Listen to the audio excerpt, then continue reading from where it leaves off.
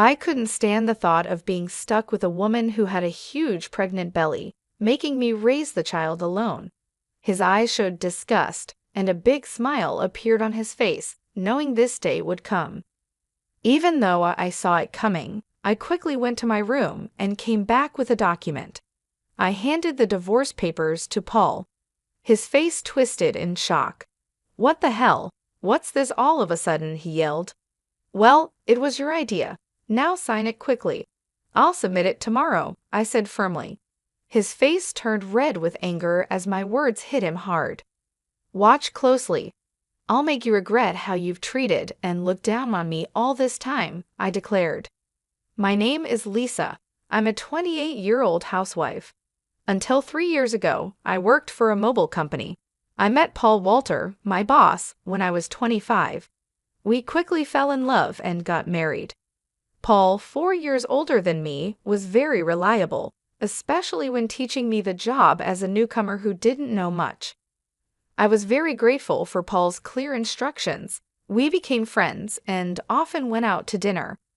When he asked me out, I was thrilled, especially since I had never dated anyone before. It's embarrassing to admit, but as a cartoon enthusiast, I was always more interested in 3D characters than real men. However, seeing my high school and college classmates getting married, I started to feel the pressure. When I fell in love with Paul, I secretly promised myself it would be my first and last love. So when we started dating and got married a year later, I was overjoyed. I was extremely happy. Paul was good-looking and popular among our female coworkers. I was proud to be his wife, and many congratulated us, saying things like "Congratulations" or "I'm jealous, but I wish you happiness." I was filled with joy and couldn't imagine what was coming next. "You're quitting your job," Paul said. "You're married to me now, so you'll quit your job, right?" I informed them yesterday. The day after we registered our marriage, Paul surprised me with this news.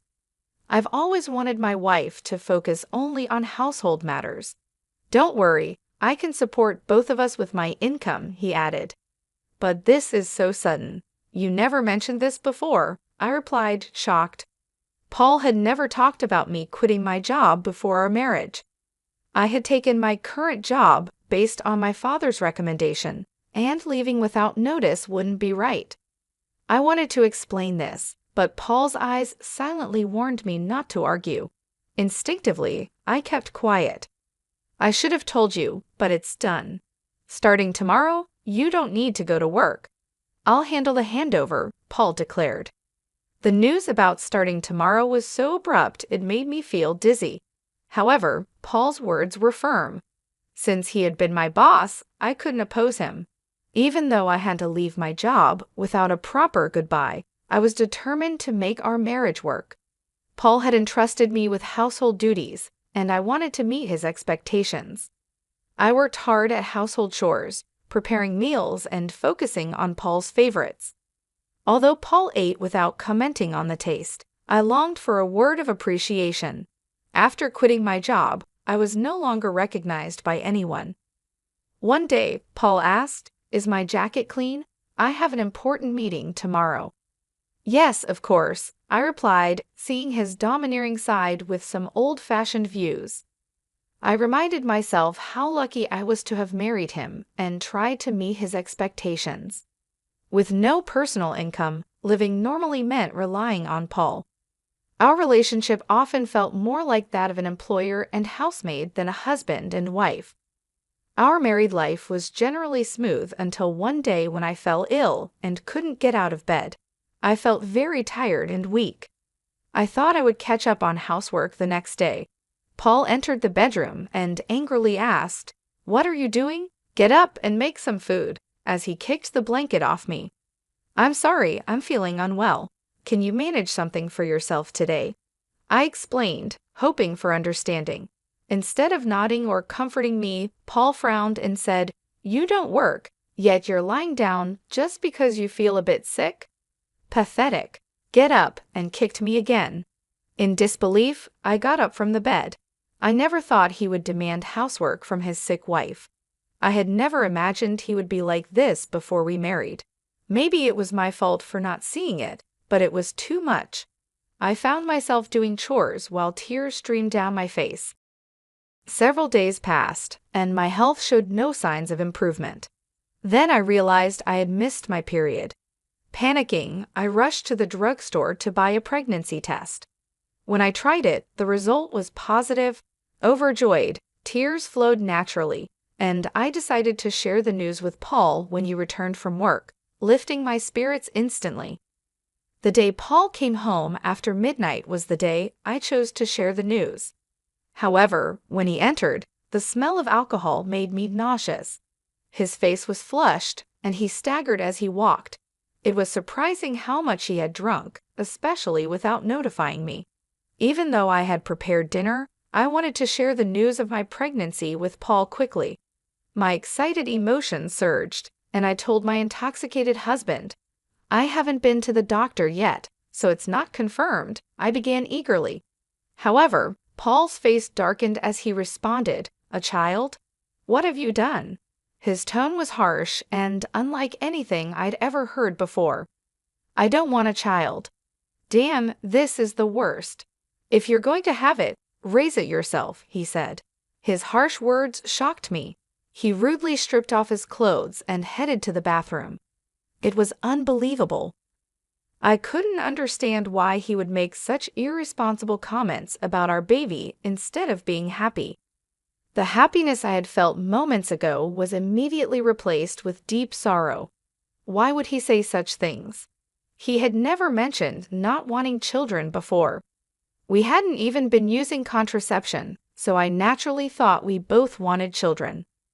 As I hung Paul's jacket and was about to take his shirt to the washroom, I noticed something else.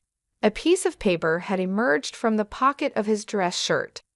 I could tell it was a receipt because of its texture. At first, I thought it was just a receipt from tonight's gathering, and I was about to throw it away, but then I saw the name of the place. "Is this a motel?" My hand holding the receipt trembled.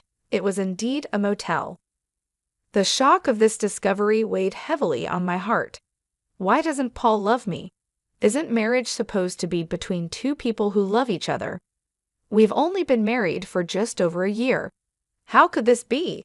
I had been lost in imaginary romances for years, never truly engaging in a real relationship.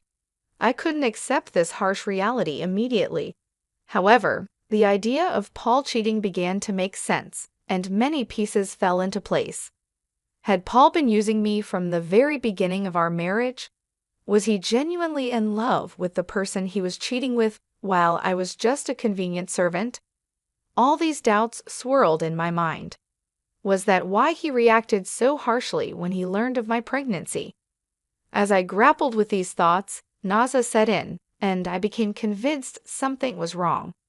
Yes, there's no doubt now. Perhaps the reason he made me quit my job was that his mistress worked there. Everything seemed to make sense now, as if he had married me for stability and not love. The line between reality and my imagination became blurry. Still, there was no denying the heartless words he had thrown at me after learning about my pregnancy. That day, I decided to gather evidence of Paul's infidelity.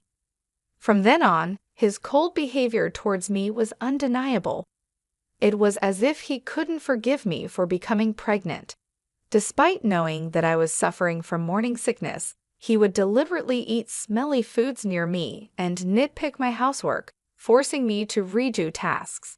My pregnant body had to endure a lot, and my heart was heavy. Despite this, I continued to investigate his affair. Paul never parted from his cell phone, even taking it with him to the bathroom, making it impossible for me to sneak a peek. When I secretly entered Paul's room, it was neat and tidy, with nothing incriminating in sight. He was meticulous at work, and his desk was always in perfect order. I realized it would be challenging to catch him off guard directly. I often checked Paul's pockets for evidence like receipts, but my investigation was difficult. I thought about hiring a detective, but didn't have the money. While I was deep in thought, I received an unexpected phone call from my father. "Hello, it's me, your dad. How are you?" he asked. Surprised by his call, considering his busy schedule, I replied, "Dad, what's going on? Aren't you busy with work?" "My employees have been doing well, so I'm not that busy," he explained. My father, the CEO of a company in France, was always a workaholic. I didn't have many childhood memories of playing with him, but I respected his dedication to his job. His unexpected call left me curious about the purpose. "So, what's happening?" I asked. My father proceeded to reveal a shocking truth. "Is that really true?" I asked in disbelief. "Yes, he's not the type to lie." "I want you to believe me," my father reassured me. Initially in shock and unable to respond, I felt a mix of anger and frustration as the pieces of the puzzle fell into place. "Thank you, Dad. I'll do my best," I told him with gratitude before hanging up the phone. My investigation was finally paying off, but the newfound knowledge also stirred up feelings of anger and frustration due to the ongoing tension between Paul and me. Paul continued to be distant even though I was pregnant. Each time he acted this way, I harbored a deep hatred towards him. Months passed, and our relationship remained strained. Eventually, an event occurred that shattered our life. At last months pregnant, I was always cautious around Paul, living in constant fear. I tried to avoid him, leading a quiet and stifled life. One day, I served dinner as usual. When Paul returned home, we sat at the dining table. As I quietly ate, Paul suddenly slammed his fork down. "What is this? It's tasteless," he exclaimed, throwing the food I had prepared onto the floor. Baffled by his outburst, I tried to comprehend the situation. The anger at having the meal I had cooked discarded before me began to build up inside. "I've been contemplating this for some time, but recently you've been complaining about the taste of the meals," I said. Paul criticized my cooking, saying it was tasteless. Since becoming pregnant, I had been using less seasoning to make healthier meals. This was only temporary until a baby was born. If he found the food bland, he could have added some salt himself. Why did he have to throw the meal on the floor? I was about to complain when Paul sneered and said hurtful words. "I don't want a woman with a belly like a monster. You have to raise the kid by yourself," he said, looking at my swollen belly with malice and a nasty smile. I had always feared this day might come, even though I hoped for a different outcome. Swiftly, I went to my room, retrieved a document, and returned to present it to Paul. "Fine. Here are the divorce papers," I said, thrusting the prepared documents in front of him. Paul's face twisted in shock. "What the hell? What's this all of a sudden?" he stammered. "Well, it was your idea. Now sign it quickly. I'll submit it tomorrow," I responded. In reality, I have been contemplating divorce since I began suspecting Paul's infidelity. However, with a child on the way, I was unsure if I could support myself. But now I had a different plan in mind. My resolve seemed to provoke Paul. His face turned red with anger. "Just watch. I will make you regret every moment you looked down on me and controlled me. Do you think you can survive without me? You have a baby to care for, and you'll regret it," he threatened. My determination was unshaken. "I'll be fine." "Don't worry about me," I assured Paul. Perhaps irritated by my confidence, he snatched the divorce papers and began to fill in the blanks. "Here you go. If this is what you wanted, it's yours," he said. "Thank you," I responded.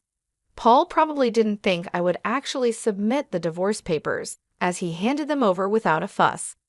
The following day, I promptly submitted the divorce papers and left the house. I knew he would be surprised when he returned from work to find out. After that, I moved to my parents' home, primarily due to my father's return to the UK from France and his suggestion that I stay with them. It was the right decision at the time. I was fed up with my life with Paul and deeply thankful to my father. On the day I left our home, I received 3 calls from Paul, but I ignored all of them. Eventually, he stopped calling. It became clear that I meant very little to him. He was probably content with his mistress and might even remarry soon. I decided to move on from Paul, 5 months passed, and I had a baby who was born safely. I was now living happily with my parents and my baby. While I was enjoying this peaceful life with my family, Paul called again. I ignored his calls at first, but after several persistent attempts, I had no choice but to answer. "Hello, what do you want now?" I said, wary of his tone. "Hey, what's going on? Why were you on that show? And since when were you the daughter of a CEO with millions of dollars? I never knew that." Paul's voice boomed with surprise and anger. It turned out that Paul had seen a TV show that was broadcasted after I returned to my family home. I had received a request from a TV station thanks to my father's role as the CEO of a renowned global tech company. The show featured the lavish lifestyle of the CEO's family. Producers had come to our house and filmed our family's lifestyle. During the TV show interview, they discussed our family's wealth, mentioning a rough estimate of $25 million. I never imagined Paul would see that show, but the power of television is truly something. "Oh, by the way, I didn't tell you that I have an asset of $45 million due to an advanced inheritance. That's why I was able to divorce you." Yes, my father informed me about the inheritance, which gave me the confidence to live comfortably even after divorcing you. Upon hearing this, Paul's reaction was immediate, and he was furious. "What? That's dirty. Why didn't you tell me about this before? Half of it is mine, right? Give me the money now," he demanded. I calmly responded, "Just as I suspected, after seeing the show, all you could think of was getting money from me. Gifts from parents are not included in property distribution. Are you forgetting your own mistakes?" Paul was puzzled and asked, "What are you talking about?" I continued, "I'm tired of your anger, Paul. You called me yourself. You should know you can't blame me for what you did. You cheated, didn't you? With your new wife, who's a junior from your company? You started dating her even before our marriage." Paul was clearly shocked by the information I got from my father. I finally had the upper hand. "Did you think I wouldn't find out? My father has many contacts in your company, and one of them informed me about your affair. I've never mentioned it, but I'll be demanding child support." Paul, still in denial, protested, "Stop kidding. Why should I pay child support? It's all because of you, right? You got pregnant on your own and slacked off with household chores. It's all your fault." Hearing Paul blame me without apologizing for his own mistakes was beyond belief. I couldn't believe I was ever married to someone so lacking in common sense. I truly felt it was the right decision to leave him. "Paul, I'm broke. My wife spent all the money I earned, and now I'm in debt," he pleaded. Hearing Paul's pitiful excuse, I went from anger to sheer disbelief. I never wanted to deal with such an unreasonable person again. With that thought in mind, I firmly gripped my phone. "What are you talking about? Do you even realize how ridiculous you sound? I never want to deal with you ever again. I'll have my lawyer handle the matter of child support. Never call me again, and you will not see the child anymore. Goodbye." "Hey, wait," he called out, but I quickly hung up the phone. Afterwards, I blocked Paul's number and took a deep breath. It's over now, right? I won't get any more calls from Paul. I no longer want him disrupting my peaceful life. Just then, I heard my baby crying from the other room and rushed to soothe the baby. It turned out that he began paying child support every month. According to a former colleague, Paul claimed that the woman he remarried was quite a spendthrift, and he had to cover his current living expenses with debt. It seemed that because of these circumstances, Paul had tried to get a share of my inheritance by calling me. However, Paul didn't get a penny from me. Now, his expenses were greater than his income, and he was struggling. Either he felt things were falling apart, or he couldn't stand being looked down upon by his colleagues. What's more, he made the mistake of starting his job search only after leaving his current company. This resulted in him being forced into a life of poverty. Hearing this from a colleague didn't move me at all. I thought he deserved all the hardships. The harsh words and cold demeanor he showed me will never fade from my memory. I sincerely hope he gets what he deserves. Meanwhile, I'm enjoying being a parent with the help of my parents. My baby is growing up healthy and happy. I feel supported and loved in my family's home, and I no longer have to worry about financial issues. My father, who is a successful CEO, mentioned that he wants to pass on the company to me. This news was both surprising and motivating. I realized that I needed to prepare myself for the responsibilities that would come with running a company. My father has always been a hardworking man, and I wanted to make him proud. So I started learning more about the business, taking on small tasks to understand how things work. I knew it wouldn't be easy, but I was determined to succeed. Living with my parents has given me a chance to rebuild my life. I feel more confident and ready to face the future. My father's faith in me has inspired me to aim high.